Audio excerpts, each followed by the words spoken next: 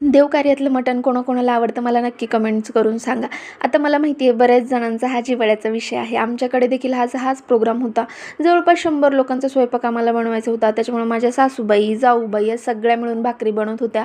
काही बाजरीच्या, ज्यांना बाजरी आवडत नाही त्यांच्यासाठी ज्वारीच्या भाकरी बनवायची चालू होत्या. आणि खरंच चुलीवरच्या भाकरींची चव बाकी कशालाच येत नाही. आणि माझ्या या सासूबाई खुर्चीवरती बसून मात्र सगळ्यांना इन्स्ट्रक्शन देत होत्या.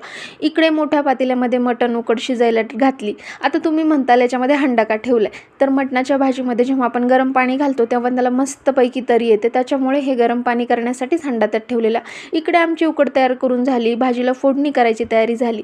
मस्त मोठ्या पातेल्यामध्ये तेल, त्याच्यात अद्रक लसूणची पेस्ट, मसाले, मटणाची उकड आणि जेवढं हवं आहे तेवढं पाणी घालून छान अशी कन्सिस्टन्सी येईपर्यंत भाजीला ढवळून घेतलं. आता या भाजीची टेस्ट खरंच खूप छान झालेली. कमी तिखट पण तेवढीच चवदार आणि बऱ्याच जणांच्या हाताची टेस्ट याच्यामध्ये उतरलेली, त्याच्यामुळं मस्त झालेली चवीला. आणि आमचे अहो मात्र शेवटी याला ढवळून याचं क्रेडिट घ्यायचा प्रयत्न करत होते. गरमी एवढी जास्त होती की आमची हालत अशी काहीतरी झालेली. तर तुम्हाला माझे व्हिडिओ कसे वाटतात कमेंट करून सांगा आणि असे छान छान व्हिडिओ बघायला चॅनलला सबस्क्राईब करा. चला भेटूया नेक्स्ट व्लॉगमध्ये. तोपर्यंत बाय.